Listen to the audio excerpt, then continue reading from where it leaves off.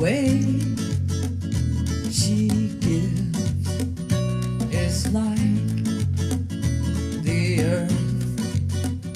She gives like the sky, and I may never understand why some people can live such a simple love. But I've heard the butterfly wings stir up cyclones, and my actions settle on stars. Still, you mothers of mercy, focus that force and bring life into bloom where you are. Oh, how does your river flow? How does your garden grow? Too late to learn at your feet. So I'll have to wade into the wake of the master's retreat.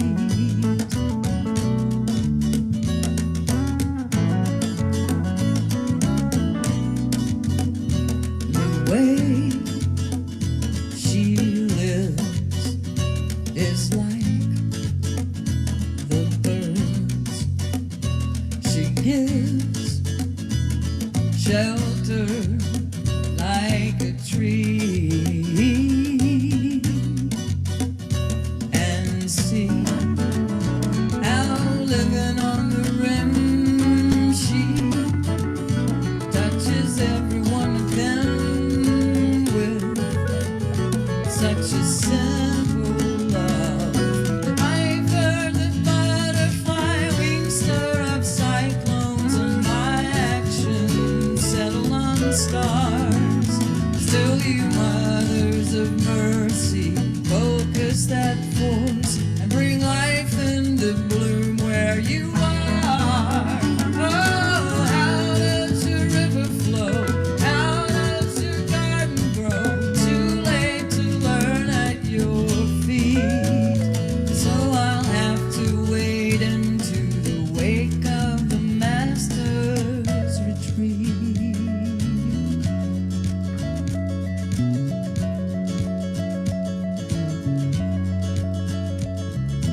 Once there was a way to get back home. I used to know the way to get back home. Isn't it here somehow? Isn't love clear somehow?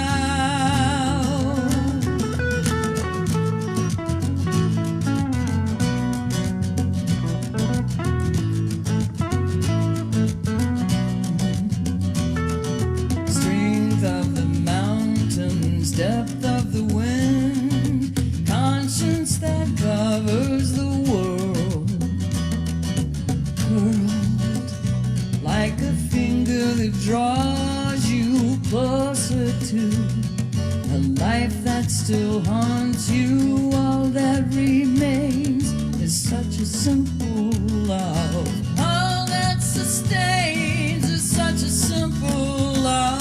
But I've heard the butterfly wings stir up cyclones, and my actions settle on stars.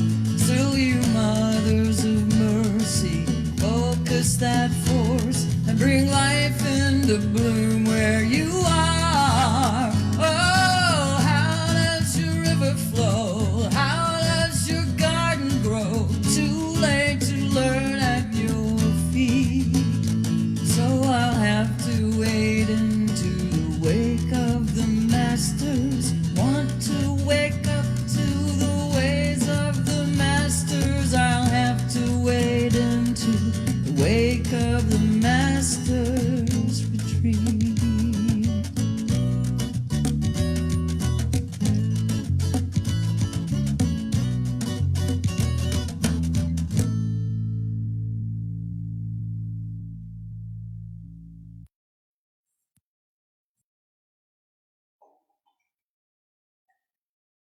Good morning, folks. Welcome again to All Souls Unitarian Universalist Church in Shreveport. We're very glad you're here with us today. We've been meeting virtually for a long time.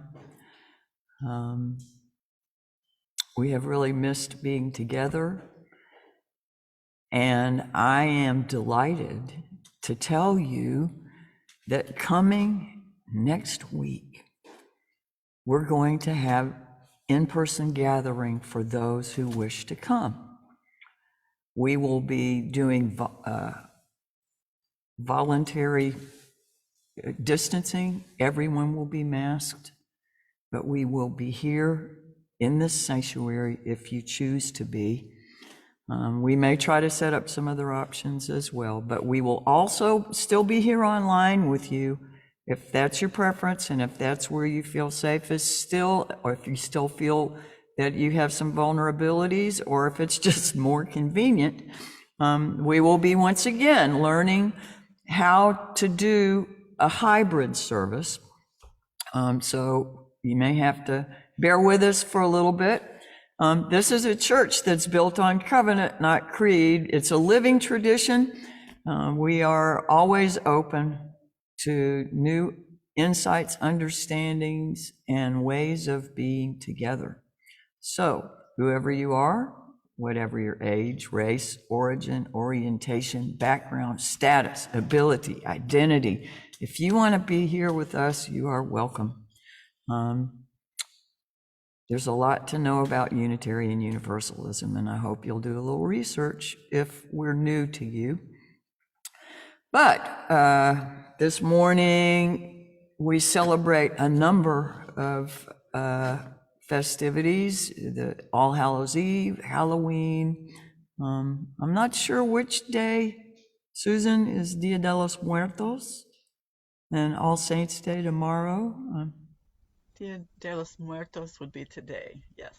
Okay, so I'm trying to, without appropriating, cast a nod to a lot of traditions over here with the altar. And I hope that each of you will celebrate in your own way the things that have meaning for you at this time of the season as we move towards away from the long light days and into the reflection and depth of the seasons ahead. I want to invite one of our board members, Jennifer Russell, to share some announcements with us this morning. Jennifer, if you wait, oh no, it won't play.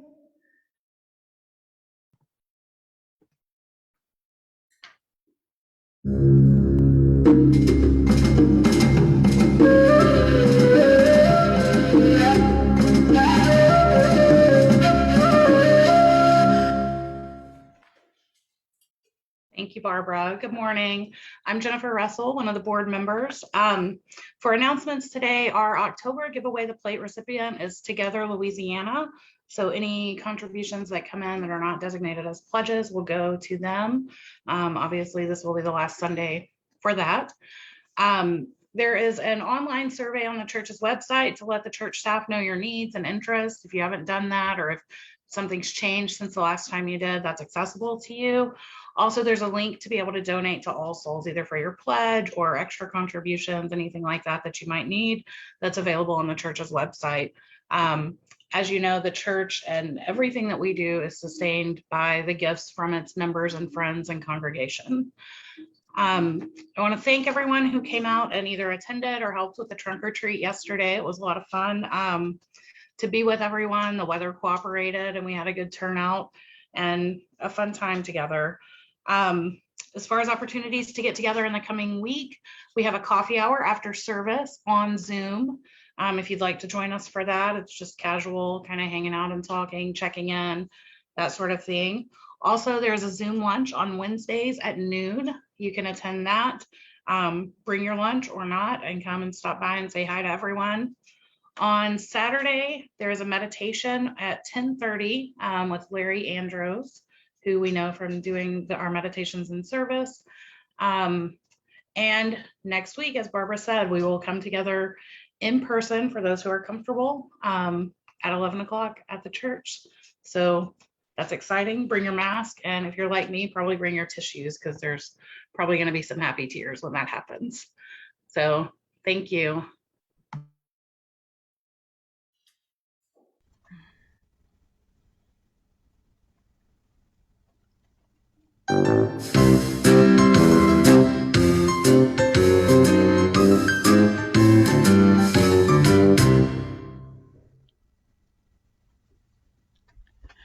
Well, I've got the hat. I feel like I need a cane and some tap shoes to go with that that that transition. Thank you so much, Jennifer, and thank you, Reverend Barbara. And yes, it's exciting news. I wanted to add just a little bit to that. Starting out, we will not have classes for children and youth just yet. Our classrooms are just not big enough for the kind of distancing we feel like we would need to do. And again, even though the governor has lifted the state mandate, as Reverend Barbara said, we will still be masked because our children still can't be vaccinated. We will have things for them to do in the pews. We will have some kind of activity to kind of keep them involved, and also just they will be very welcome into the service.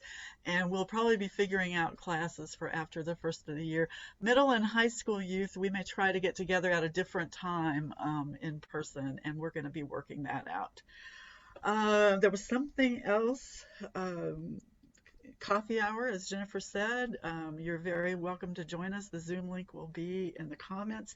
Oh, I know what the other thing was. I wanted to mention on Reverend Barbara's altar this morning is a picture of two people. And of course, as a religious educator, I was really jazzed to see it because they are the founders of our church. They're both passed on now. And so this is memorializing our honored dead, but their names were Philip and Clara Lieber, and they started this congregation because their Jewish daughter wanted to marry a Methodist man and could find no place in Shreveport to do that. And they took a trip to Boston and collected literature and came back, and with a small group of people meeting initially in people's homes, started this congregation in the late 40s.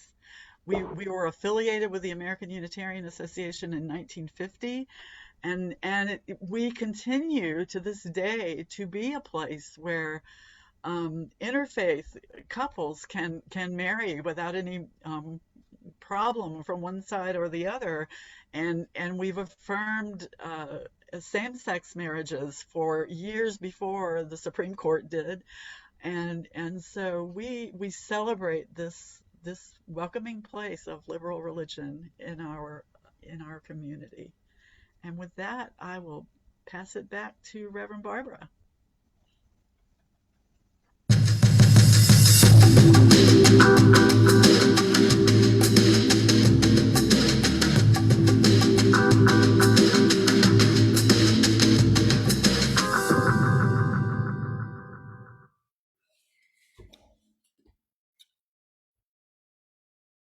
Thank you, Ms. Susan. Thank you, Jennifer. I had one caveat.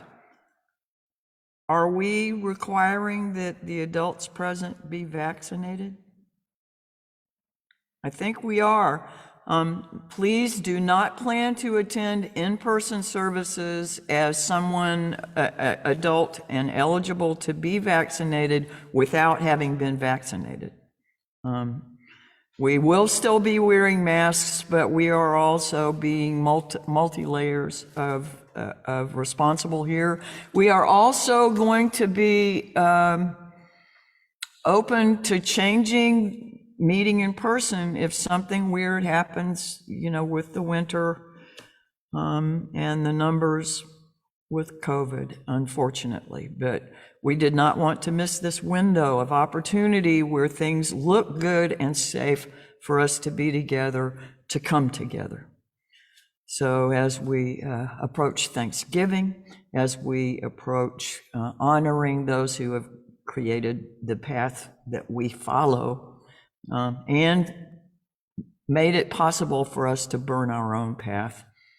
We enter a spirit of worship. We ask you to take care of yourself, responsible. Deep breaths, and let us enter a spirit of worship.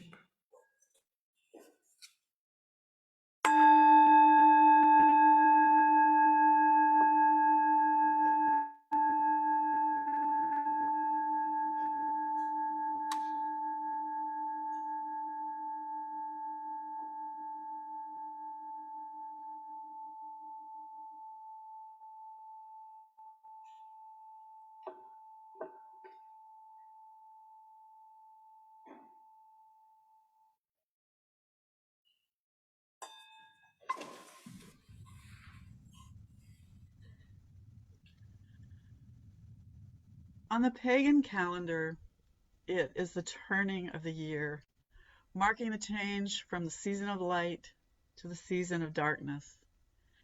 In most of this country, we will experience the time change, so that even as the days get shorter, the darkness also comes earlier. Druids, Wiccans, and other pagans still celebrate the ancient Gaelic holiday of Samhain, which is the root of our celebration of Halloween and the Christian religious holidays of All Hallows Eve, All Saints' Day, and All Souls' Day. All these celebrations have in common a time to honor the dead and to spend time in their company as we remember them. Because death represents to us the dark and the unknown, we've evolved many of our traditions of costumes and festivals and trick-or-treating to allow us to do a bit of a dance with that darkness, finding space for the celebration of the cycle of life, as well as a time to mourn loved ones lost and honor our responsibility to their legacy. So on this Samhain, this All Hallows Eve, let us embrace the paradox of this season of light and dark, life and death, grief and celebration. And to help us do that, we have Ava Kate and Jackson Peck to lead us in the first chalice lighting.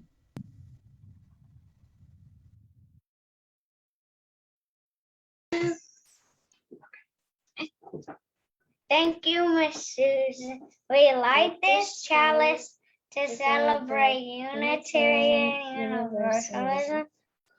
This is the church of the open mind. This is the church of the helping hands. This is the church of the loving heart.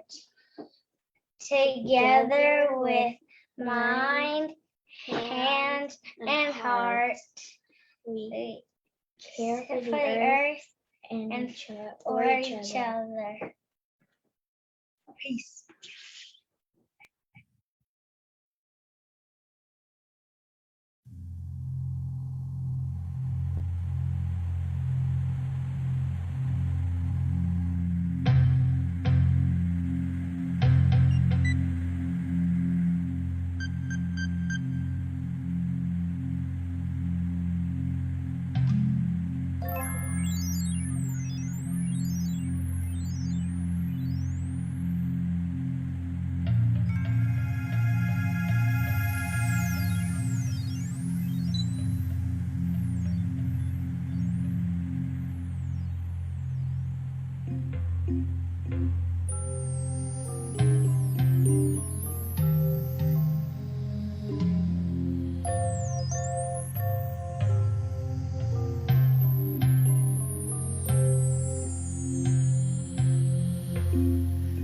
Rise up, O flame,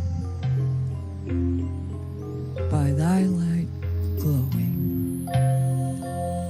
Show to us beauty, vision, and joy.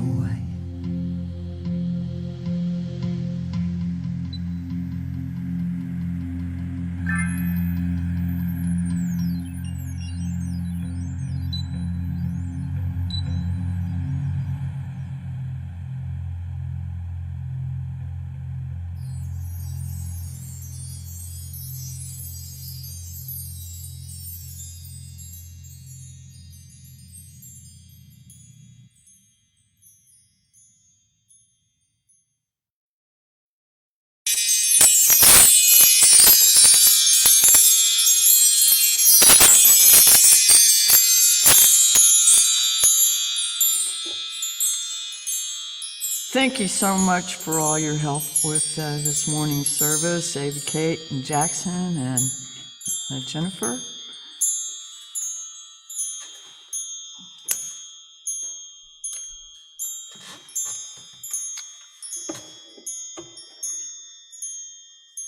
At times, our own light goes out and is rekindled by a spark from another person.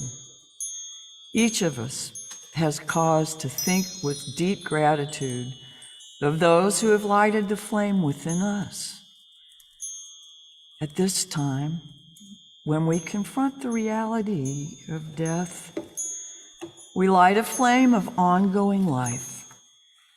At this time, when we search for understanding and serenity in the face of loss, we light this symbol of all that we gain here in our quest for truth, meaning, and community. Again, we invite our board member, Jennifer Russell, to lead us in our unison affirmation. Please say it with us. Thank you, Barbara. Love is the doctrine of this church. The quest for truth is its sacrament, and service is its prayer. To dwell together in peace, to seek knowledge and freedom, to serve human needs, to the end that all souls shall grow into harmony with the sacred. Thus do we covenant with each other.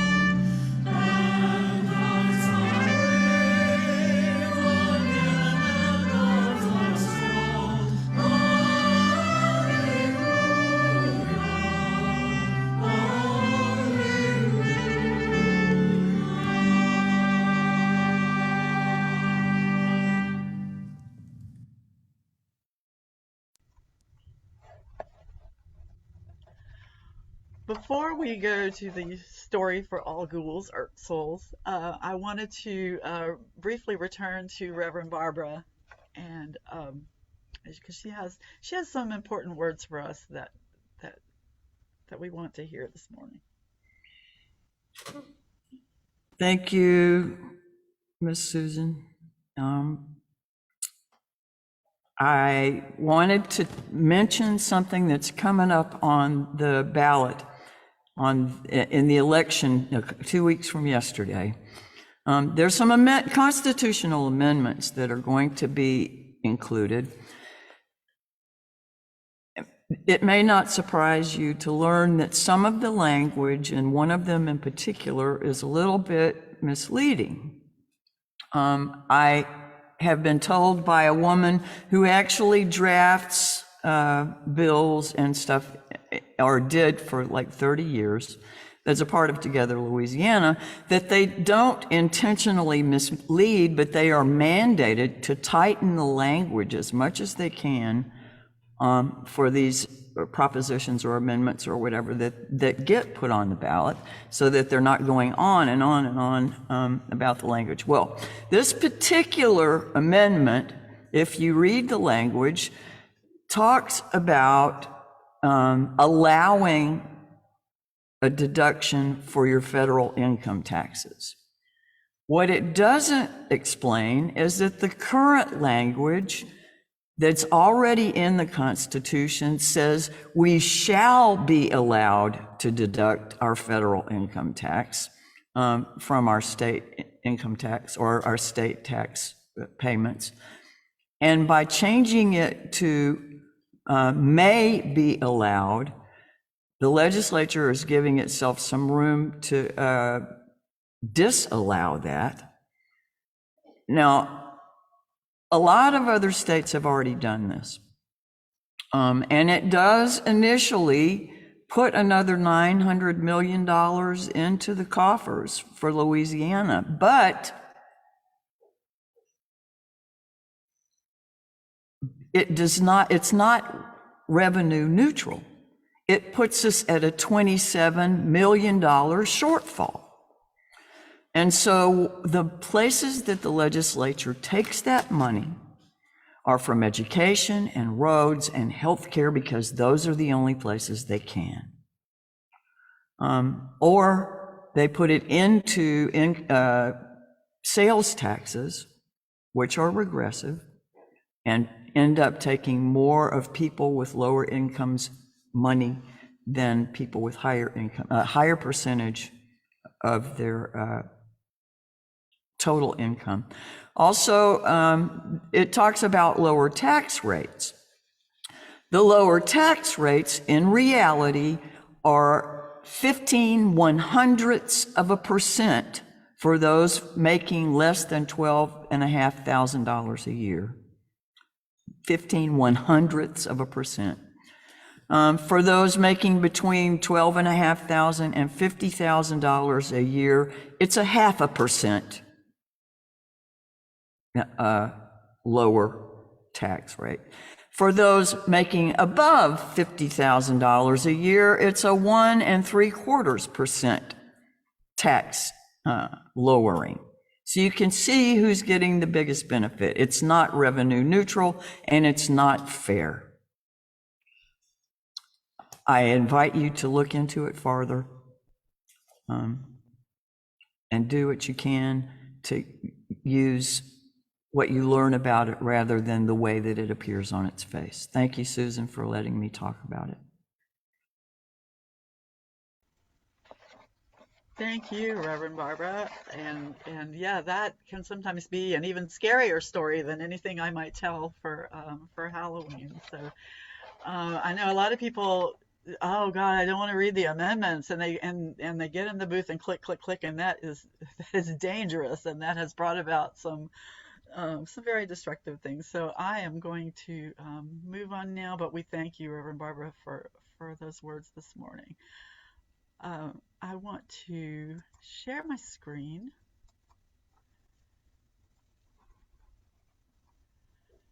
And talk a little bit about this holiday of Halloween and its roots. And what is Unitarian Universalist about Halloween? So first of all, as we've already talked about today, this holiday that we celebrate comes originally from the ancient Celtic celebration of Samhain, which that is how that word is pronounced, even though it looks totally different. Gaelic is a whole nother world. But it's a celebration of the last harvest of the year, and it's basically New Year's on the pagan calendar. It's the turning of the year from light to dark. And among pagans then and now, it's thought to be the time of year when the veil between the living and the dead is thinnest. And we remember the dead, but not always in a sad way. Yes, we are sad, and yes, we mourn. And it's also an opportunity to honor them and to be appreciative of the time we had with them and give thanks for their presence in our lives and in our hearts. Um, Guess what? Halloween is also part of a Christian tradition. The Christian Church adopted the holiday, calling it All Hallows Eve, when Pope Gregory III moved the feast day of All Saints to November 1st to coincide with the traditional celebrations that were already in place, particularly in the Celtic world, and then there were different celebrations in place in Roman society. And they kind of adapted, co-opted. I have said the more cynical version, which is, that adapting people's rituals put more bodies into church than burning people at the stake. But that's another story. But November 1st is considered a feast day of all the saints that are recognized in the Catholic Church and in other traditions. And then November 2nd is kind of our day because it's All Souls Day, but it's All Souls Day in remembrance of all the dead, all the people that we have lost. And so here's some traditions of Halloween. Apples are a symbol of harvest. They contain a 5-pointed star, which in many earth-based traditions is a goddess symbol. And trick-or-treating originally comes from a Celtic custom of leaving food for the spirits of the dead. Townspeople would often go door to door to collect food for community offering.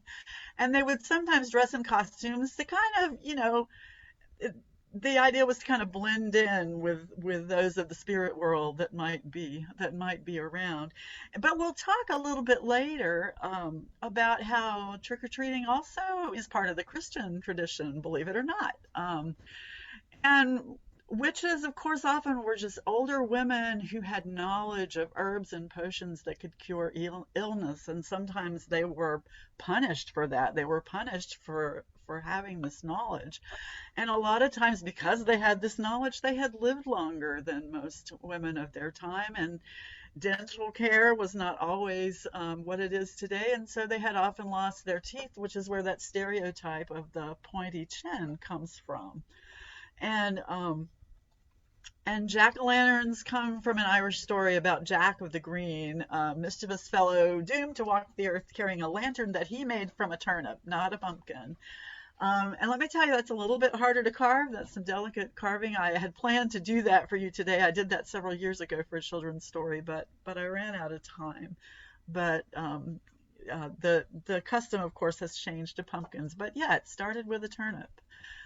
So what is Unitarian Universalist about Halloween? Well, of course, its pagan roots are right there with our sixth source, which is the spiritual teachings of earth-centered traditions, which celebrate the sacred circle of life and instruct us to live in harmony with the rhythms of nature. And I have here the Wiccan symbol of the pentagram, which I think is also used in other pagan traditions, but also the symbol for An Rach Féin, which is the Druid fellowship that host rituals on all of the pagan Sabbats, and did one yesterday that was just beautiful. And I do appreciate the All Souls members that came, some for the first time.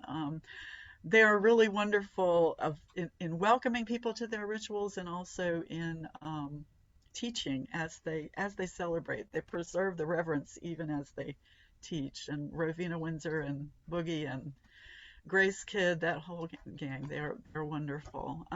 It's Christian history and keeping with our fourth source, Jewish and Christian teachings, which call us to respond to God's love by loving our neighbors as ourselves.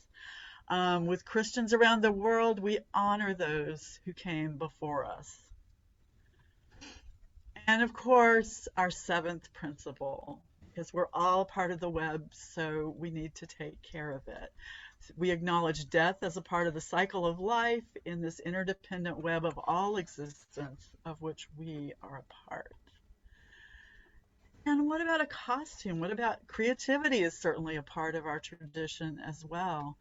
A costume lets you become anyone you want to be. At Halloween, we celebrate the person you are and the person or creature or thing that you want to be, even if only for one night, and even if it's just a little bit scary.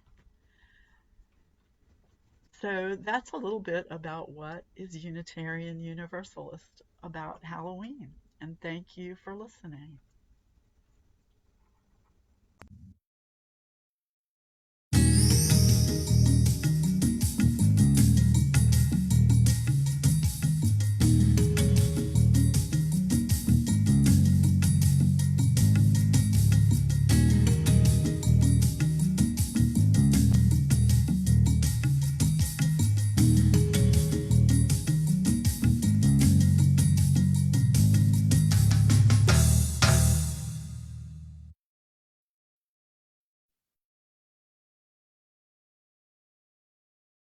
Good morning. For today's meditation, let yourself find a comfortable position, a position in which your body can be balanced and your spine straight.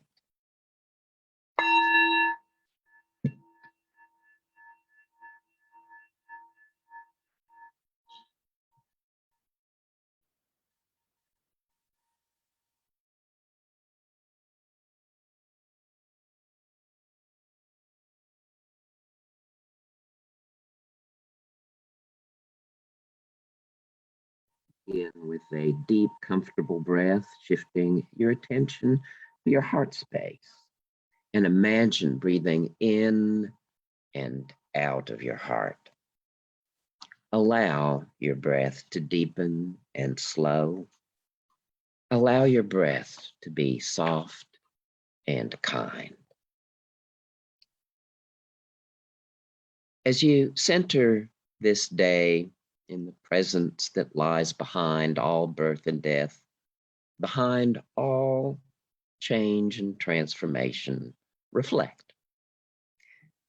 As I watch the seasons change around me, I see the light withdraw and the darkness grow. I see the color and warmth of summer become cold and gray.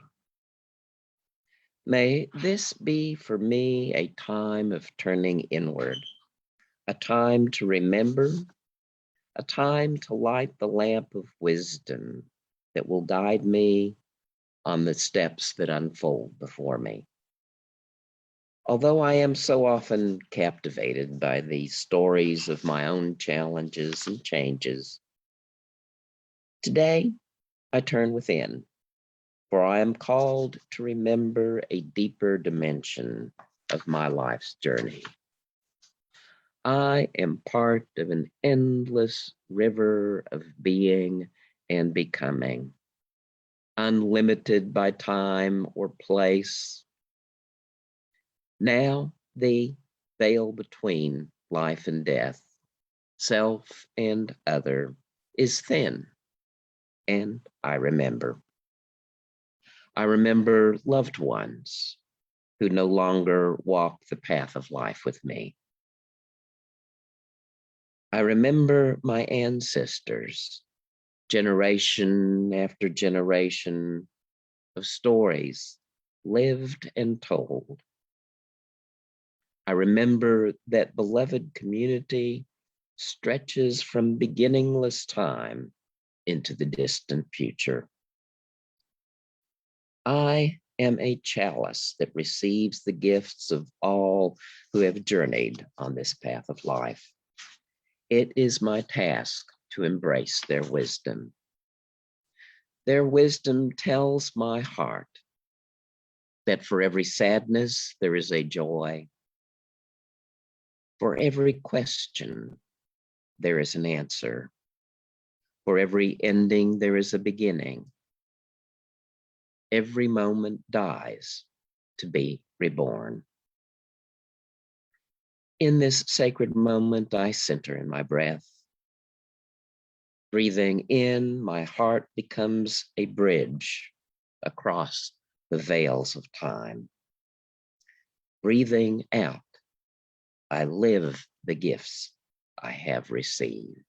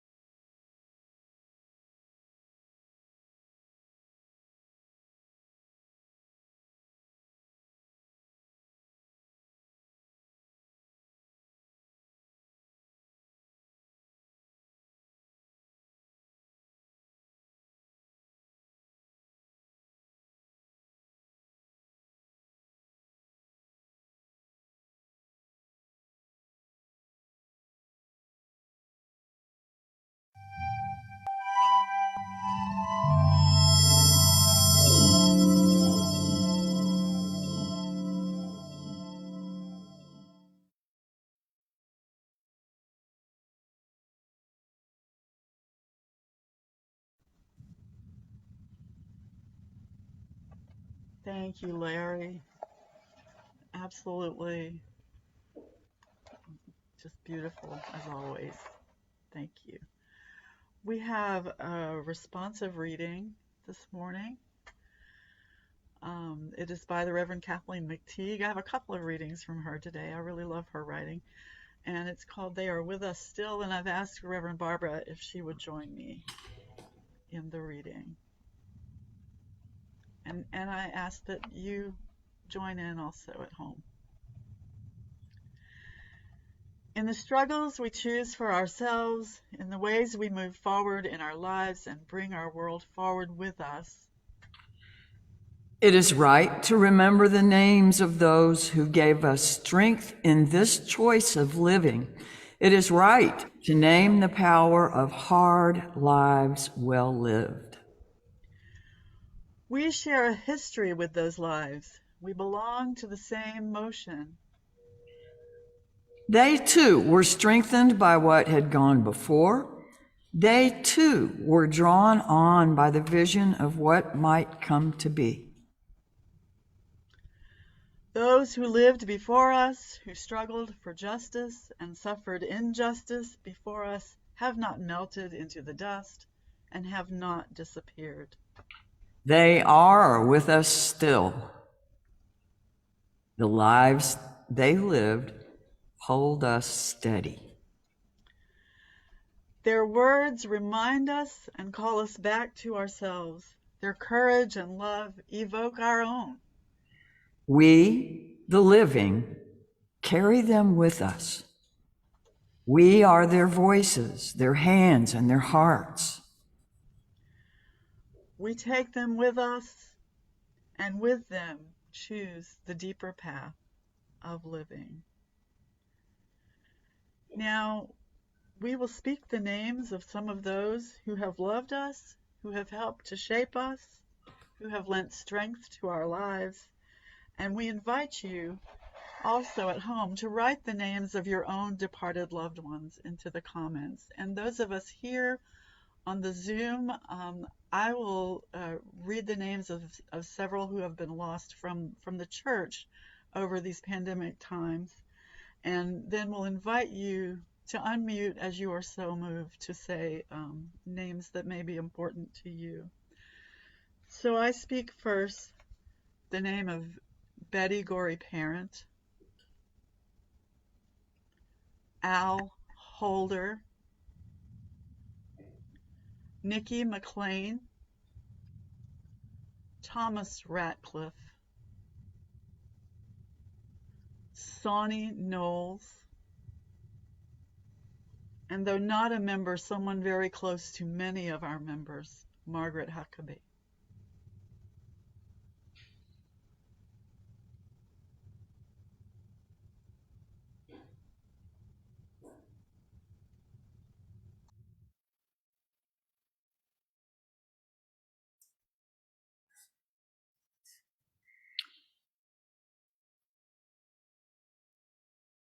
Gay Lennox,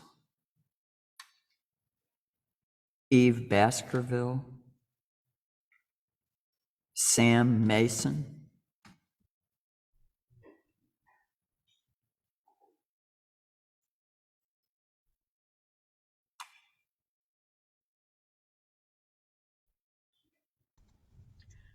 Karen Stanfill,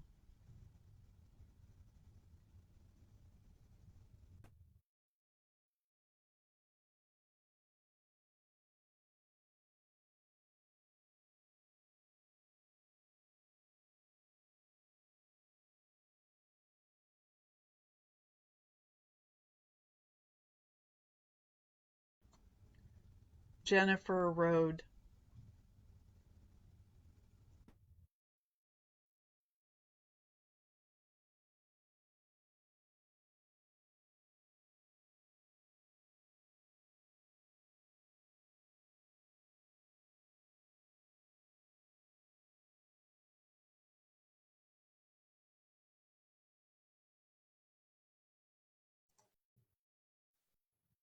John Rosser,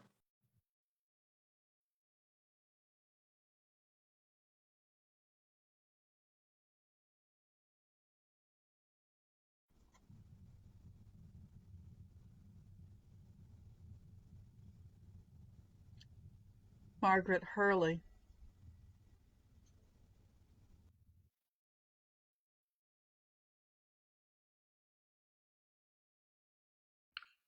Hank Storr,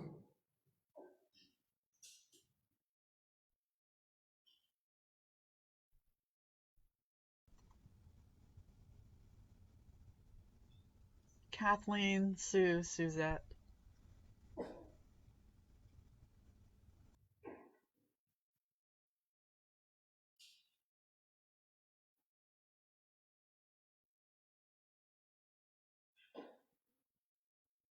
Bill Johnson,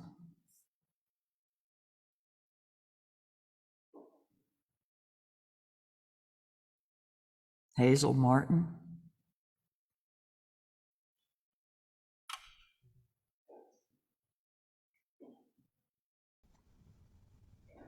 Alva and Helen Pease,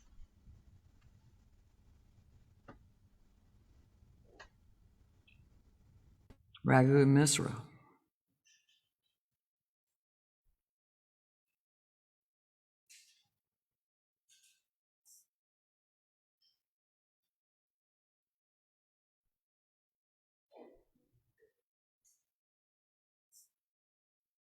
Gwen Gao,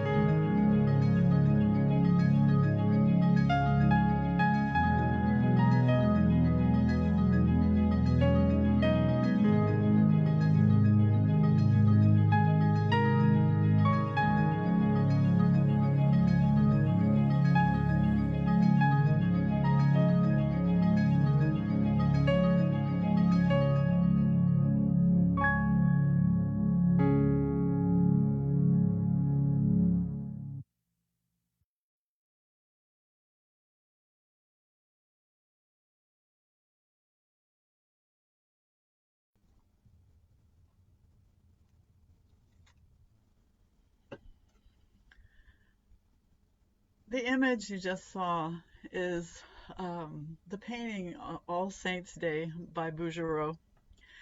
It's probably my favorite painting in the world, and I'm not sure entirely what all that says about me, but the faces the faces of the women, that mourning of loss and that comfort of each other just moves me so deeply.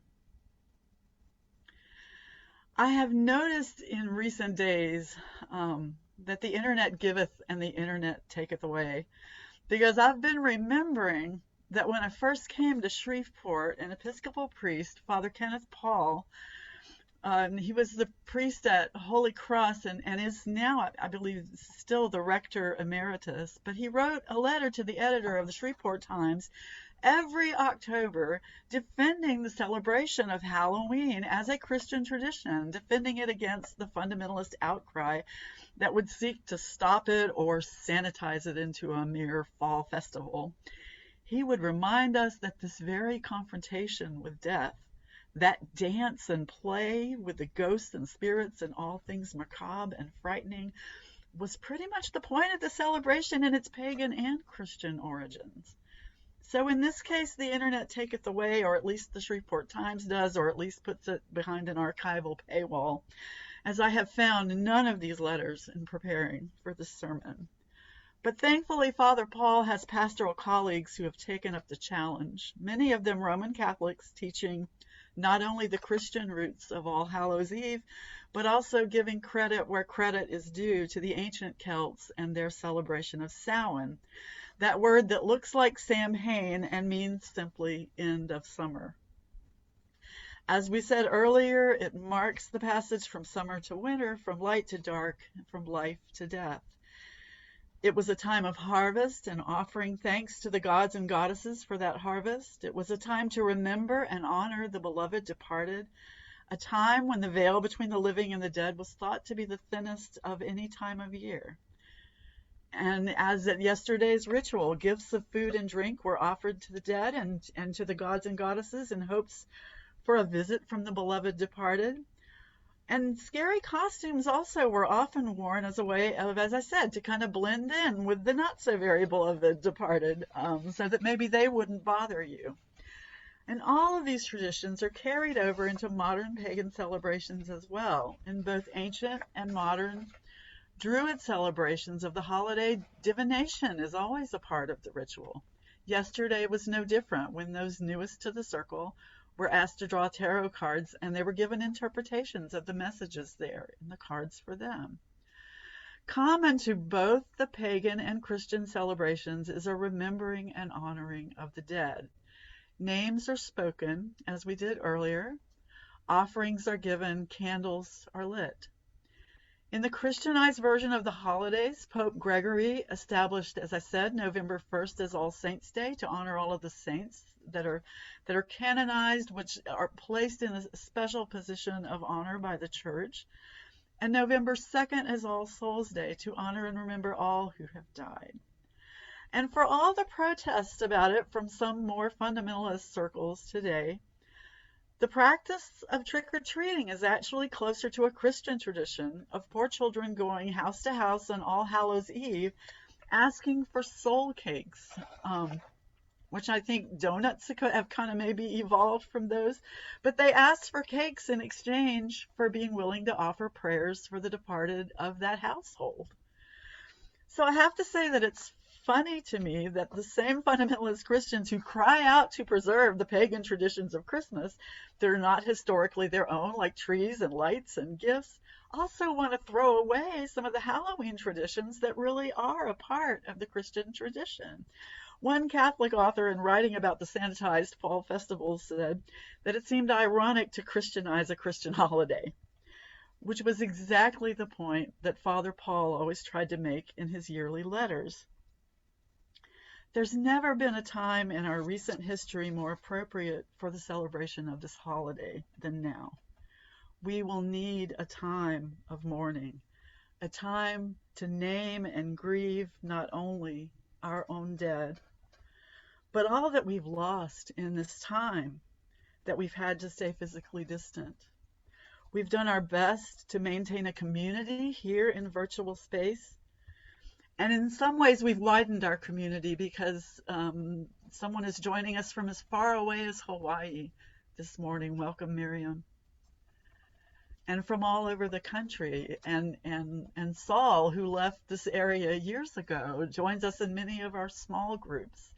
And I know there are others who join us from far away when they can. So we have widened our community, and as we go forward, we will need to figure out how to preserve that as we come back together. But we also know that this space is not the same as a hug, not the same as shared stories in the same room at a memorial service, or a time to share real coffee hour, or walk the nature trail together, and not because you're physically distancing and working at Building and Grounds, although by all means do come work at Building and Grounds. That will be not next week, but the week after. And we can have that back, and we will, but it won't be the same.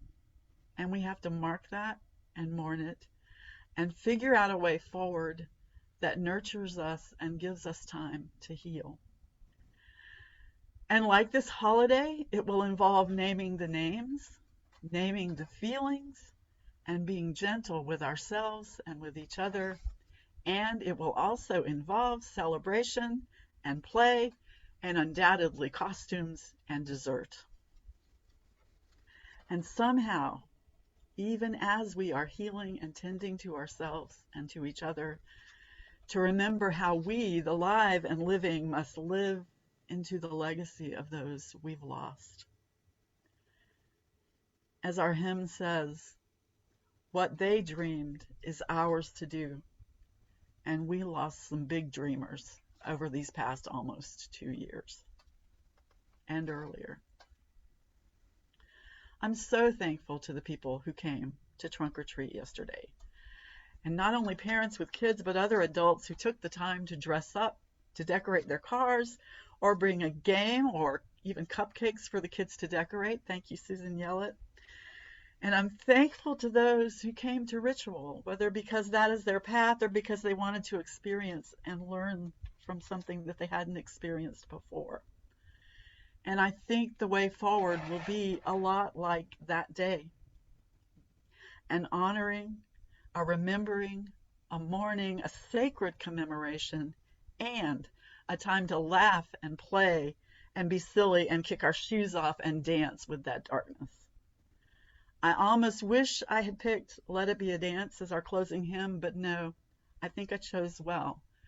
I chose For All That Is Our Life, because it's one of my favorites, for one, and because for all that is our life, we sing our thanks and praise.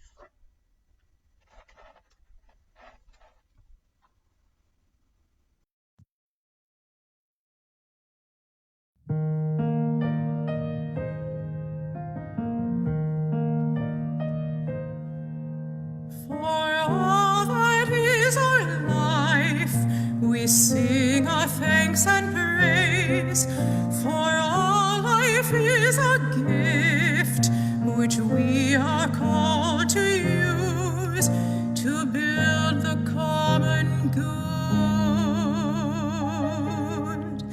and make our own days glad.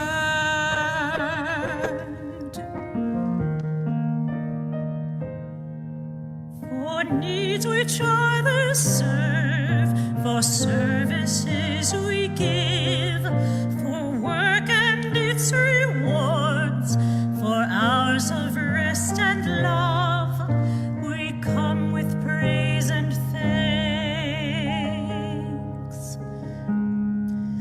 For all that is our life,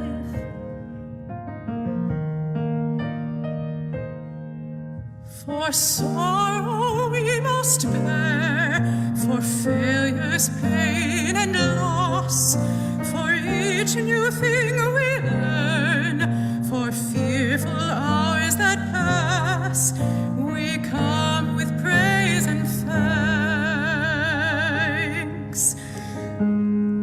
For all that is our life,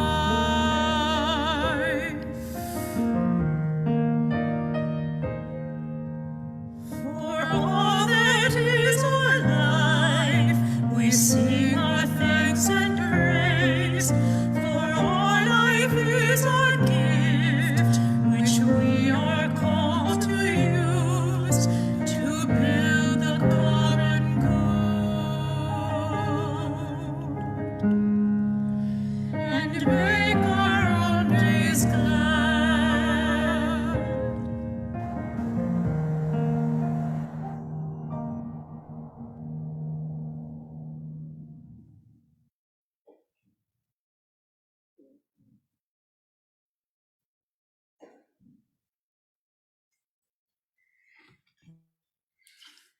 as we carry the light with us for the coming week and until we meet again.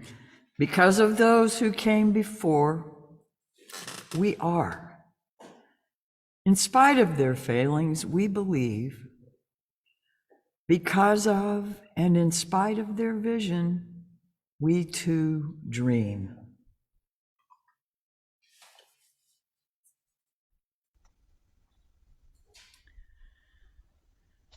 May the light around us guide our footsteps and hold us fast to the best and most righteous that we seek. May the darkness around us nurture our dreams and give us rest so that we may give ourselves to the work of the world. Let us seek to remember the wholeness of our lives, the weaving of light and shadow in this great and astonishing dance in which we move. Amen. Blessed be. Ashe. And may you enjoy this little family that has found a wonderful way to move in that dance. Happy Halloween, everybody.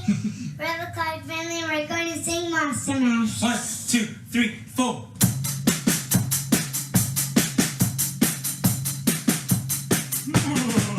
I was working in the lab late one night when my eyes beheld an eerie sight. From a monster slab began to rise, and suddenly, to my surprise, he did a mash. He took a monster mash, a monster mash. It was a graveyard smash, he did a mash. It caught on in a flash, he did a mash. He took a monster mash from my laboratory in the castle east to the master bedroom where the vampires feast. The ghouls all came from their humble abode to get a joke from my electro. They did the mash. They did a monster mash, a monster mash. It was a graveyard smash. They did the mash. It caught on in a flash. They did the mash. They did a monster mash. See, wow, the families were having fun. The party had just begun. The guests included Wolfman, Dracula, and his son.